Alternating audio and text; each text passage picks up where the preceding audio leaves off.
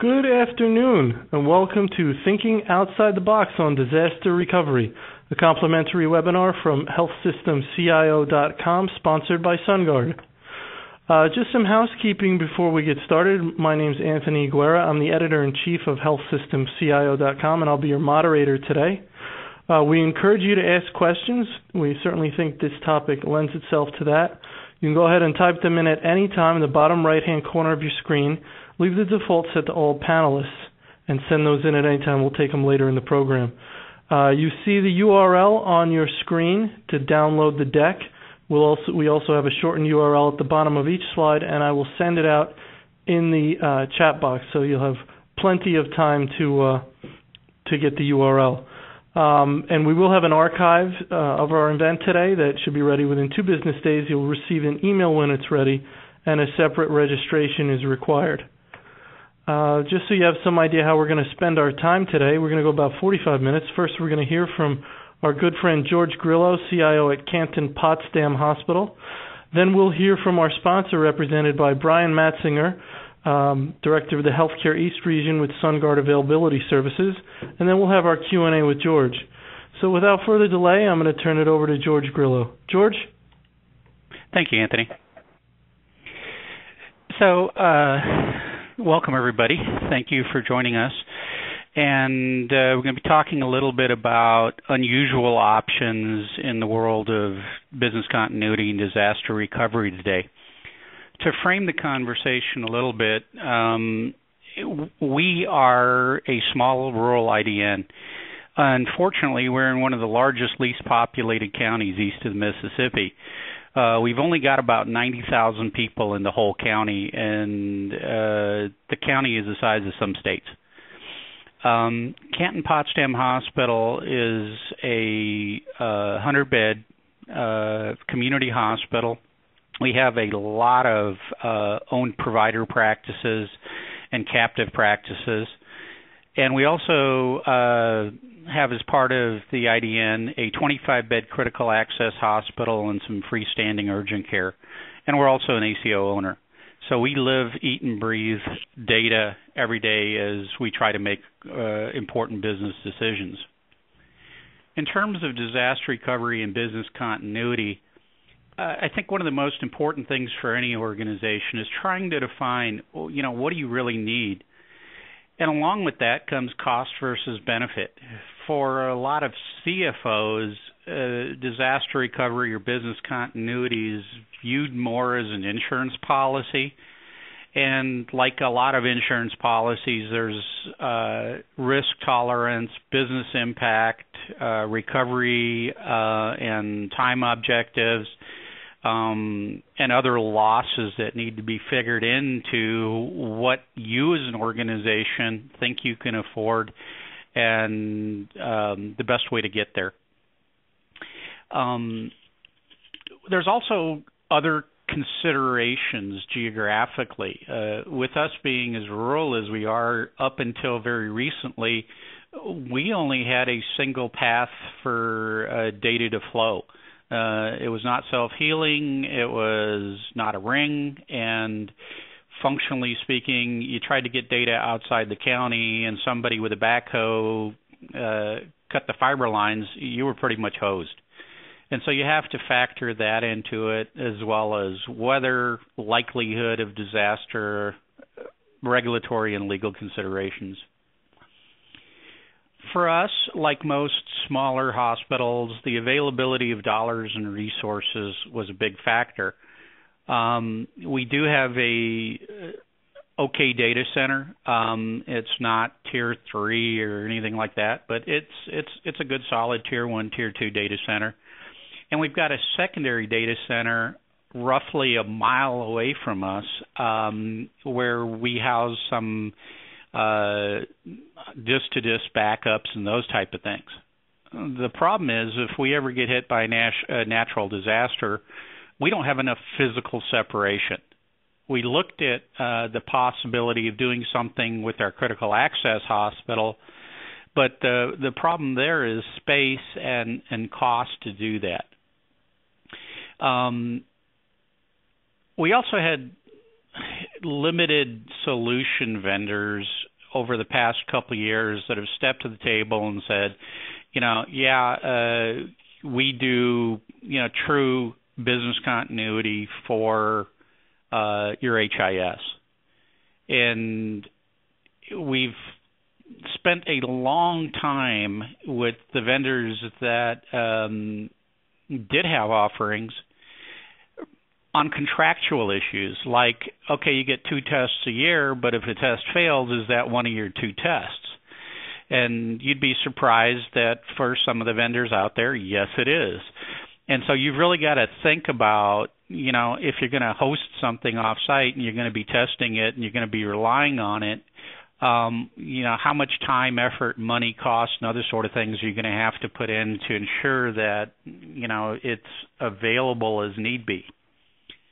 In the past, we were also pretty much tape-based, and we've since gotten away from that a little bit. And we didn't have any alternative data centers available to us.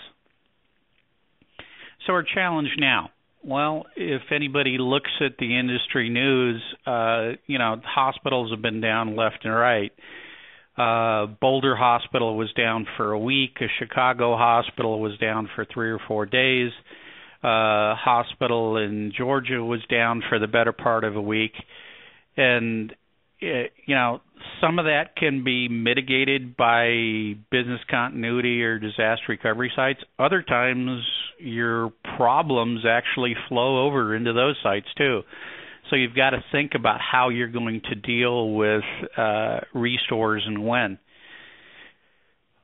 We still have a lot of limited resources, but we're definitely better off than we were previously. My IT staff has basically almost tripled in size since my arriving 3 years ago, and so the organization has started to put a real commitment to information technology. We also got lucky, and through a host of federal grants, external companies have come in with redundant fiber options, and we really have a lot more high-speed connectivity than we've ever had in the past, along with doing away with all those single points of failure.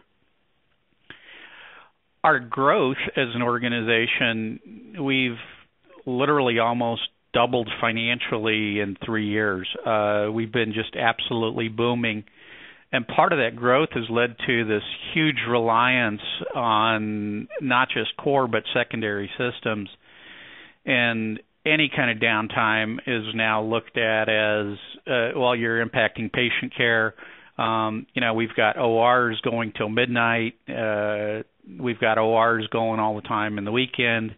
And traditional downtimes just are looked at very negatively. So as we were trying to figure out what we're going to do with business continuity and disaster recovery, we decided, we can look at building out a second data center. We do got a second hospital. The problem there was not so much the cost of building out a small data center as it was space availability without extending onto the building. Everybody wanted space in that hospital because it's really growing too and doing a lot of outpatient work as part of that facility. We looked at hosted recovery solutions, and there were a lot of new players in the market, but they really didn't have a track record. And so for us, it was, are we getting in bed with a mom and pop shop? Are we getting in bed with Johnny come lately? Also, some of the more predominant players in the market started getting out of the market. And it left us with, who's going to be around in a couple of 2 to 3 years if we're going to invest significantly in that or not. We do have mirrored systems hosted in our secondary data center right now. And although not optimal, at least we're not on this tape-to-tape model from several years ago. We also looked at partnering with competitor hospitals, and we're going to talk a little bit later about how that came about and what we looked at there.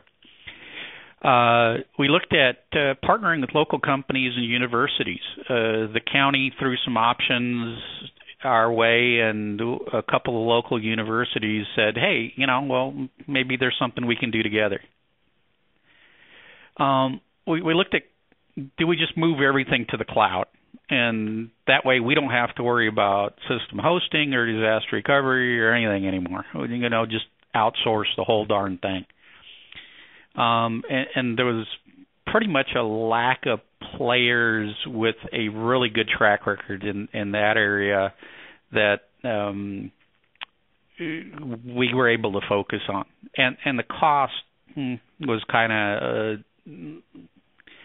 a little higher, but there were some benefits that we seriously considered on that.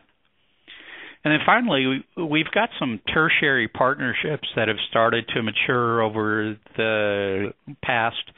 And, like most tertiary centers, they're hosting Epic. And so part of the options that we had on the table is, do we move to Epic with them hosting it? So we're going to go through some of the options in a little greater detail. Build out secondary data center.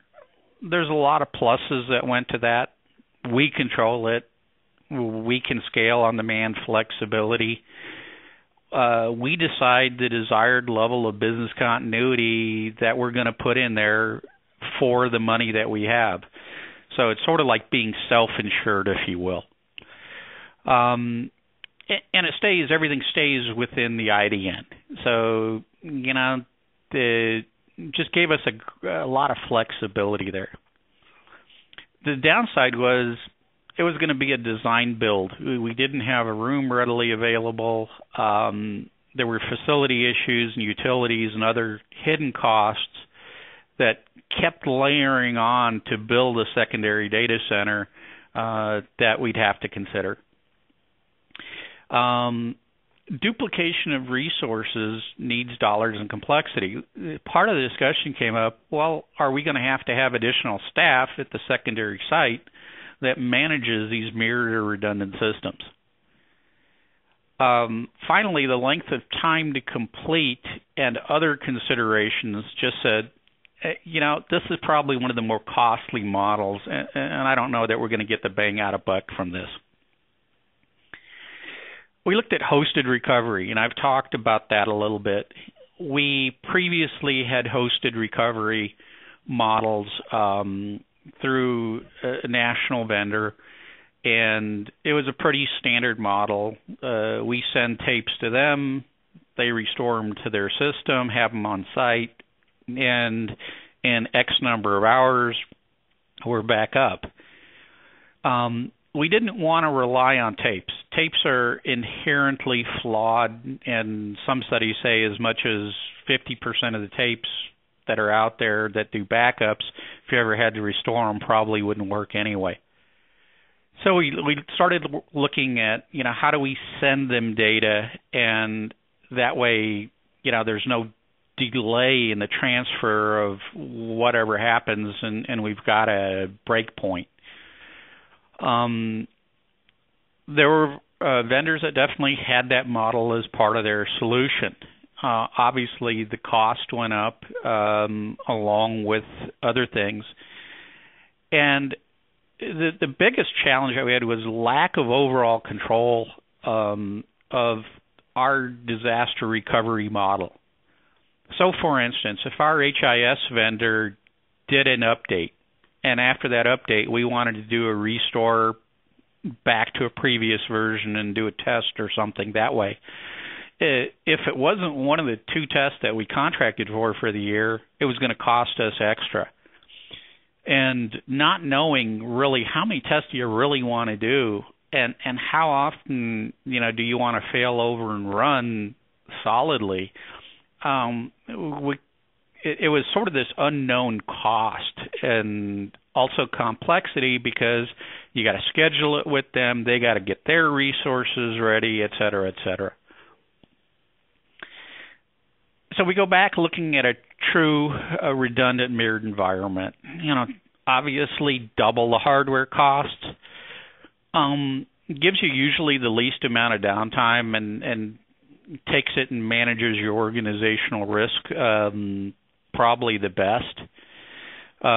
Most models have the fastest RTO, RPO in a high business continuity type of environment. Well, we go back to, okay, it requires secondary data center. Well, we have one, but it's not geographically far enough dispersed. We had a microburst tornado that came through about 3 years ago. If that tornado would have put a path through the hospital, it's very possible it would have taken out our secondary data center, considering they're less than a mile apart. There's also the problem with how much are you going to replicate in both environments? For us, for instance, we've got not just a core vendor that needs to be considered, but we've got a lot of add-on products, a separate ED product, a separate anesthesia product, a lot of different little products that, you know, are plugins to our HIS, if you want to call it that. And how much of those are you really going to replicate? And others have to obviously go on a disaster recovery tape or disk backup type of program.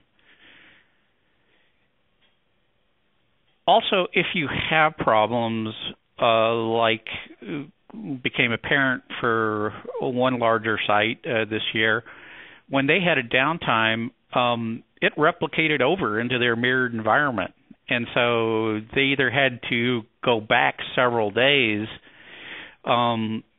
with their restores, and it really didn't buy them that true rolled over, failover type of model. And if you actually do have that and it works, a lot of times it's not the rollover that's problematic, it's the data merge when you come back and how you manage that. So we looked at, well, let's partner with a competitor maybe, because we could do something ourselves, you know, a minor mirrored environment with a good, robust DR model that goes with that, disk to disk. And we've got fiber going to a competitor. New York State is really driving a collaborative approach to healthcare. And we thought, you know, this fits right into the politics that people are looking for. In our case, the cost would have been, you know, reasonably flexible, especially if we were hosting for them at the same site. And they had a new facility that was just built out through a grant and other types of things. And so it looked like that was going to be a very positive type of solution and cost effective, considering we could use a lot of what we already had. There was also other gains, like being able to partner with each other's FTEs, where if I own both data centers, I might have to have FTEs there in case of emergency. Since they already have them on site, okay, we're good to go. So what are some of the challenges looking at that and why we didn't go with it? You got to obviously have trust in the partnership. And both sides need to be financially viable. You got to believe you're both going to be around as an entity or growing, but not sliding backwards. Both sides need to be committed to an SLA delivery, and you know, if you're going to share resources, being willing to dedicate those resources contractually and other things. The big challenge for us in this one was that soon after having made a conceptual commitment to really explore this, that this is the way we're going to go, the CIO for that organization left, and the organization ran into financial trouble and also lost some key resources. So for us, okay, what was a very viable option became a less viable one really quickly. We also looked at some non-healthcare partnerships. If you don't have an alternate data center with enough geographic space, if somebody else does, you can maybe do, you know, buy as you go or do all-inclusive pricing. We looked at colleges, some of the major businesses in the area, and the county was actually looking and exploring the idea of doing a data center for businesses in the area that were not large enough to afford their own and selling hosted space. Our experience with that is when you start talking about some of your regulations and environmental constraints, some of those organizations really don't understand it all and don't practice that as part of their normal operations, so they're going to end up either costing you more if they got to put them in, or they're not willing to do it all. You've got to trust in the SLAs and delivery services. So, who is that organization? How long have they been around? What's their IT staff like? What does their normal data center operations look like? How are they at meeting their commitments? And are you far enough away physically?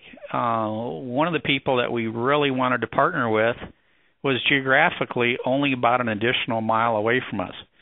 So it really didn't buy us a lot, maybe a little bit better data center than what we already had. But if we'd put the cost into our data center, we probably could have, built out our data center a little nicer for less cost. And how to cost out hosting. A lot of people that are in the business for themselves have never done hosting services, and you really start getting wrapped around the axle when you talk about what you need and don't need and how to cost those out. Cloud ASP services, I think most of you are familiar with this, and quite honestly, there's been a lot of healthcare vendors that do hosting, HIS-based services.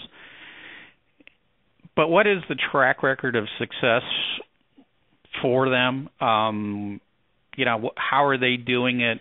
It all comes down to contractual obligations. And I've actually done this at some other sites, and quite honestly, there were successes and failures. And I was definitely a bit nervous about this, considering that our HIS vendor didn't have a true recommended partner or offer that service themselves. Tertiary care partners, with Epic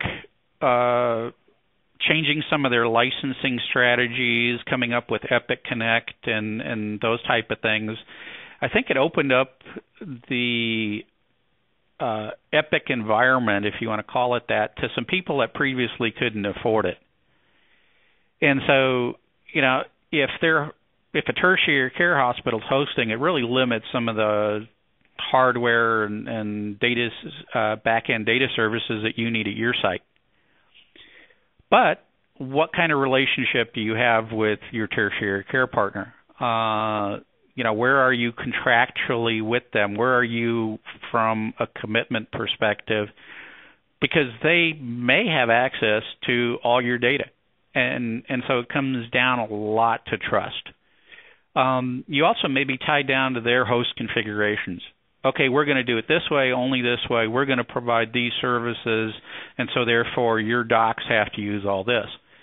Well, if you're a rural hospital and they're not, some of their order sets may just be so far out of whack for what you're doing, they may not fit at all if they're trying to template you.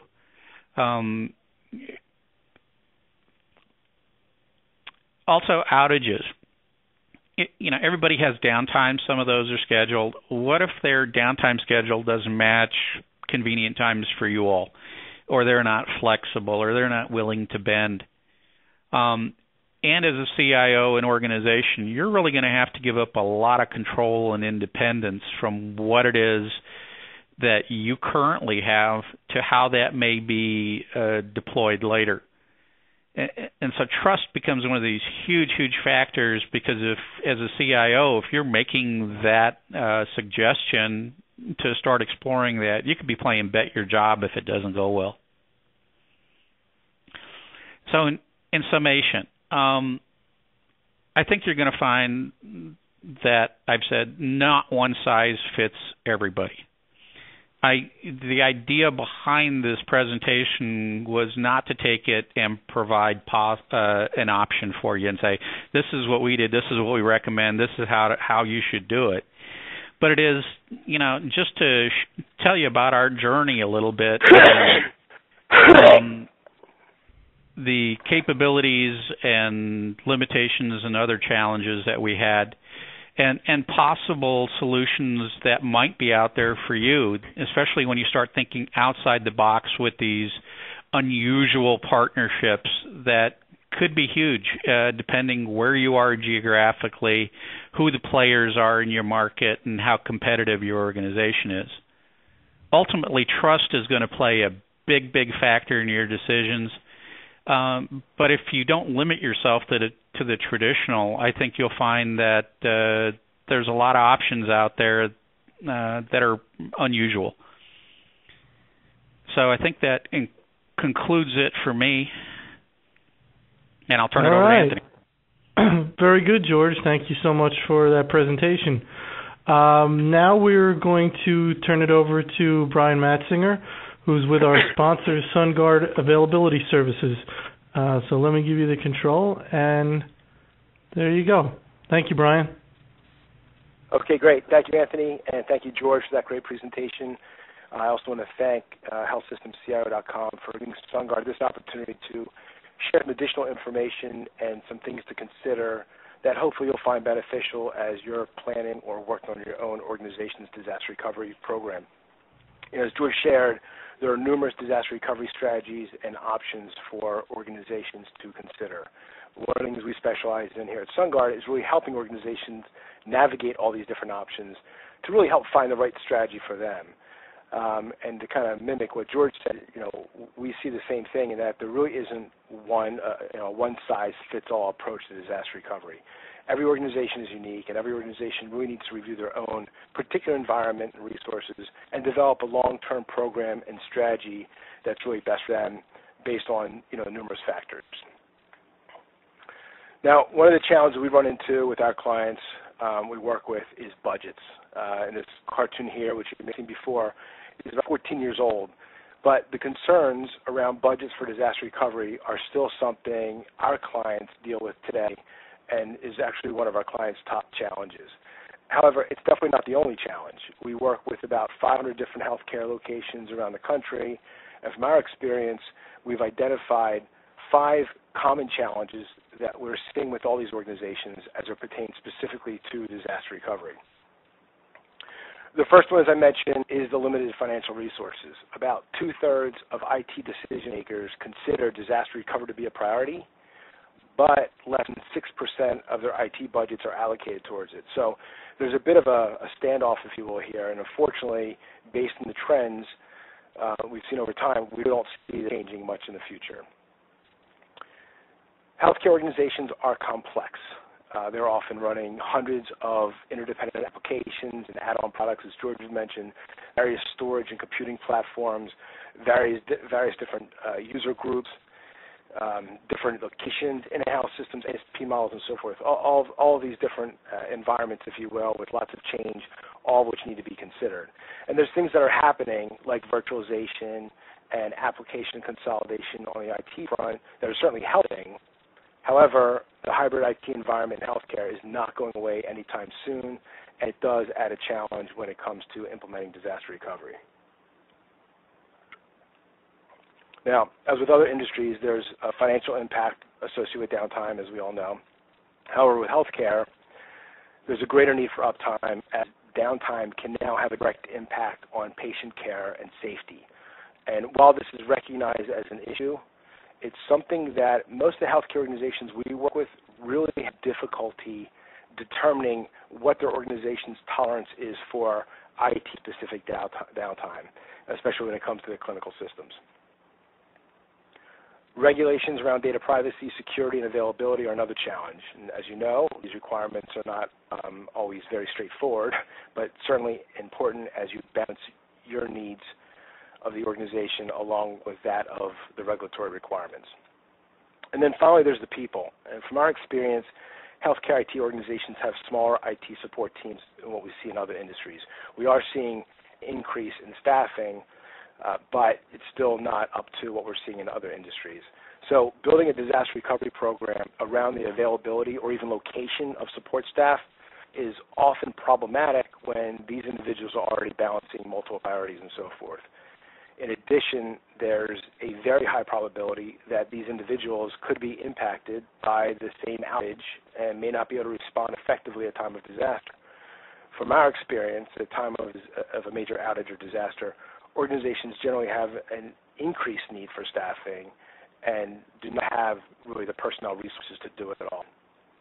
So if you go back to that original cartoon, yes, budgets are a major hurdle for organizations and a main reason why disaster recovery programs are often limited. However, it's really all these factors that really play into the challenges healthcare organizations face. So recognizing these challenges and knowing that doing nothing is not really an option, Sungard's implemented a disaster recovery model that we use with our healthcare clients around the country.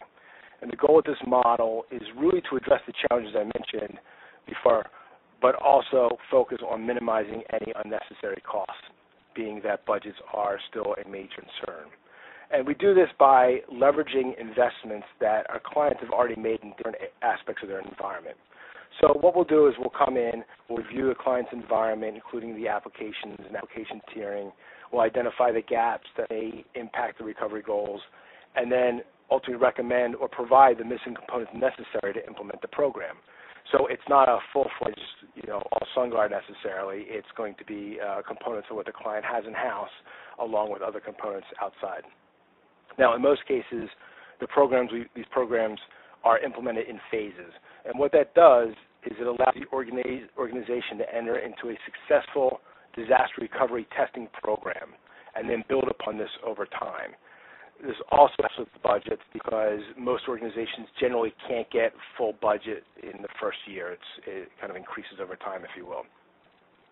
However, one of the keys to a phased model, which we see quite a bit, and something we run into with organizations mostly who are having challenges with their current disaster recovery strategy, is to make sure you're able to address future phases effectively. You may be focused on phase one, but you also can't do that inside a bubble, right? And I'll give you an example. So investing in an active, or highly available environment may make sense for select tier one applications, but financially doesn't make sense for other tiers.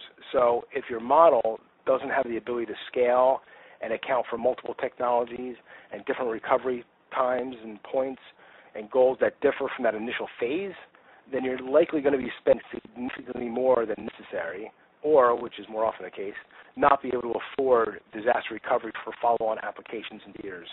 And ultimately, this is greatly going to impact the long-term effectiveness of your program. So based on various application tiering and recovery time reviews, we really look at four key pieces: the technology that supports the various applications, the personnel and resources necessary to manage, to test, and to respond at time of disaster, the infrastructure that's in place today compared to what's necessarily going to be necessary for an effective strategy that includes geographic separation, and then ultimately how all these different components are going to work together, including outside third parties, to deliver a strong program. I'm not going to go into detail on each of these areas and how Sungard supports it for our clients, but you can see that under each of these areas, we have suites of products and services that all work together to supplement either what the clients already have in place or to provide gaps in what they don't have. So in closing, I wanted to give you a brief overview of Sungard. Sungard's been focused on providing disaster recovery and information availability services for over 30 years. We have a very strong track record. We support over 7,000 clients that rely on us every day. Our services are very comprehensive in that we support all aspects of availability and recovery, but our services are also very flexible in that we can provide components of a solution for a client, helping them meet their long-term goals and objectives. For example, we'll have clients who might need co-location services to support a Tier 1 application, but then recognizing that model is not financially viable for Tier 2 and Tier 3, they look at us for using restoration on-demand services or cloud-type services. We're often seen as the leader in this field by many different industry organizations, But really, we feel the true measure of our success is our support of the successful recovery of over 2,500 organizations who've experienced an unexpected outage or disaster. So if you have any questions about Sungard or how we're helping other healthcare organizations, certainly feel free to reach out to us. Thank you again, and with that, I'll hand it back to Anthony. Very good. Thank you very much, Brian. Appreciate your participation and supporting this event, so thank you. Now we are going to have our Q&A with George, so if you have any questions, please go ahead and type them in now to the Q&A box and send them over. Leave the default set to all panelists. But let me start off by asking you, George, you decided not to build a secondary data center at this point, but is this something you might consider down the road? Do you think you'll have to eventually? I think the short answer is that we're keeping our options open. As we're growing the IDN, I think there's a fairly good potential that we will be larger than 2 hospitals within the next 5 to 10 years. And so, once we pick up a second hospital, or third hospital, if they have a data center, that may actually provide the geographic separation that we need and end up a win-win once we consolidate applications. Also on the table is the tertiary care partnership. It keeps strengthening. There's a good possibility that within some years that may be a much more formalized approach. And we could be going over to their product. I think there's a lot of opportunities still on the table as we go through a changing healthcare landscape and see a lot more consolidation within the industry. You talked about the partnership you were considering and how the CIO ended up leaving. Question, if you were to consider this kind of scenario, what types of agreement would you need in place to make sure you're protected, to make sure that, one individual leaving didn't sort of change the tone and the goals of the other organization that you had partnered with? Anything you can think of? Or do you think that maybe just isn't the way to go? No, I think partnering with a competitor that is stable is definitely a very, very viable option, provided you trust each other. I think contractually, there were some other things that happened at the same time, like the CEO there leaving just before the the CIO left, and starting to go through some real money crunches and other things. I think if contractually we would have had the conversations at a CEO level rather than a CIO level to determine the amount of commitment from that hospital to such a partnership, we may have moved down that road, but we were just getting to those points when the CIO left, and that just made it almost impossible to continue the discussions. Okay. You had mentioned, you talked about tapes and how it's almost like people are living under an illusion that they have an effective plan in place because sometimes only 50% of the information that's on those tapes may actually be recoverable. I think, do you think that this may be one area where people are kind of living under an illusion and say, okay, I have a backup system in place, and so I'm sort of covered, I checked that box.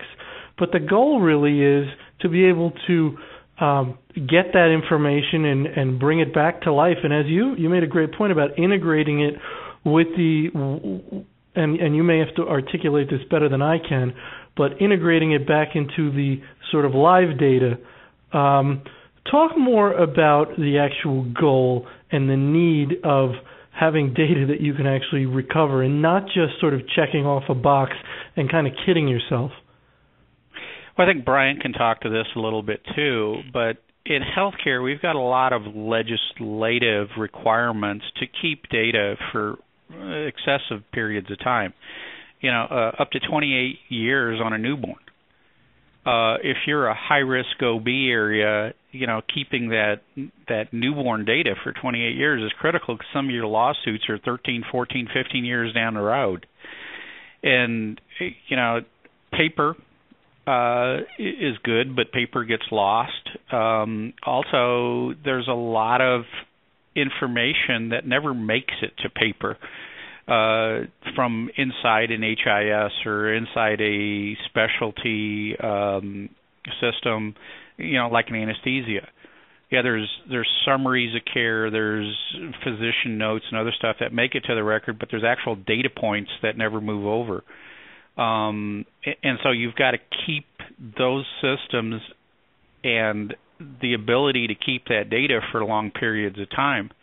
And I've seen people that have had, systems that they've archived and haven't used for, 3 years, 5 years, whatever, and tape formats have changed repeatedly in that time frame, and they go back to restore a tape in that system because, it finally crashed after, sitting there idle for close to 5 years.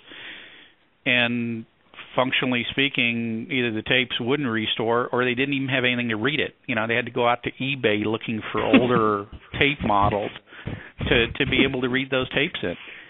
And those are things you don't really think about in the moment sometimes. And so I'll let Brian give his 2 cents on that too. Sure. Thanks. So so I think in the industry there's a bit of a confusion between what we call data survivability and application recovery. And certainly we see as kind of an initial phase when we walk in organizations where they're doing some sort of data survivability. So it could be tape backups, it could be replicating data remotely, whatever the case may be, right? There's a number of different ways of doing it. We've even seen it where organizations are taking, IT directors putting tapes in the trunk of their car and taking them home, and they call that data survivability. And there's requirements to do that, not necessarily in the trunk of a car, but certainly there's requirements to do that.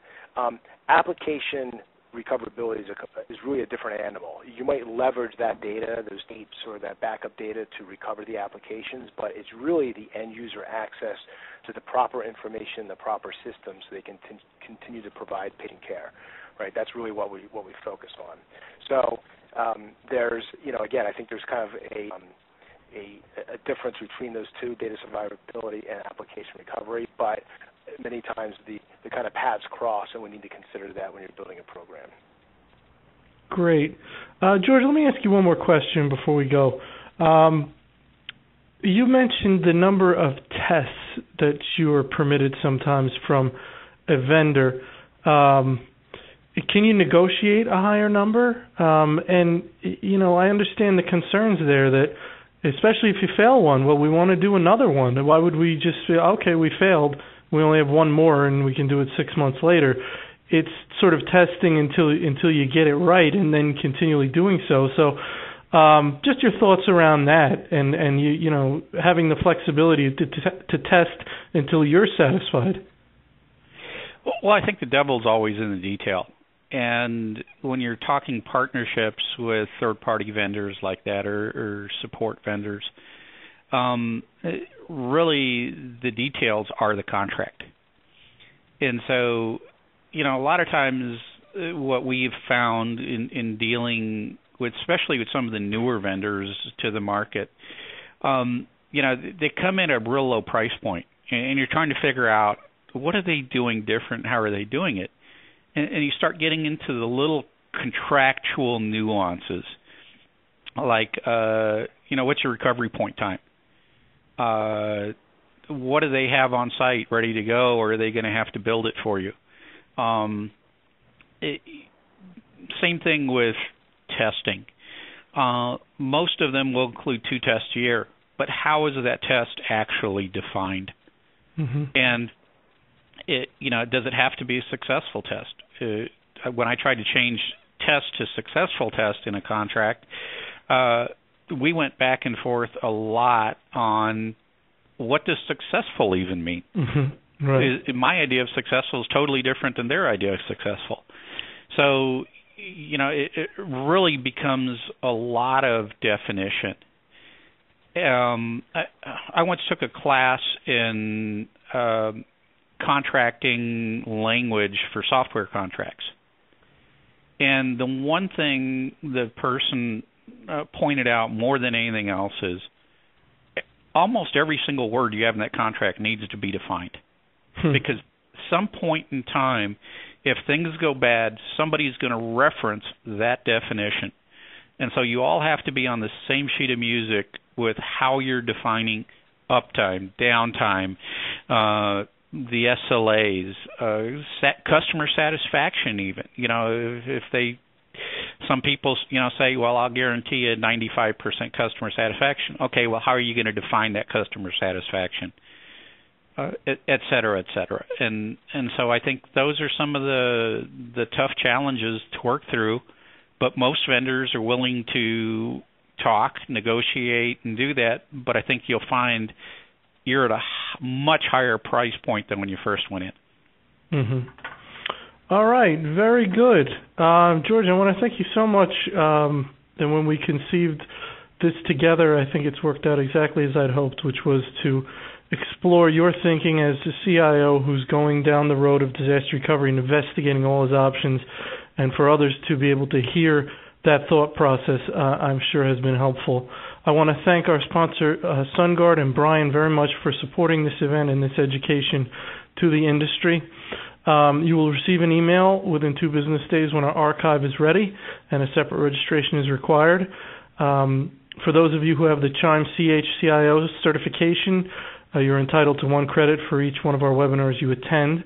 If you want to report that directly, go for it. If you've asked us to do so, we will. Questions, comments, please send them to me. We're always interested in making this program the best in the industry. And you can go to our site to see our upcoming events and the last 12 months of archives. So with that, I want to again thank Brian and George and all our attendees.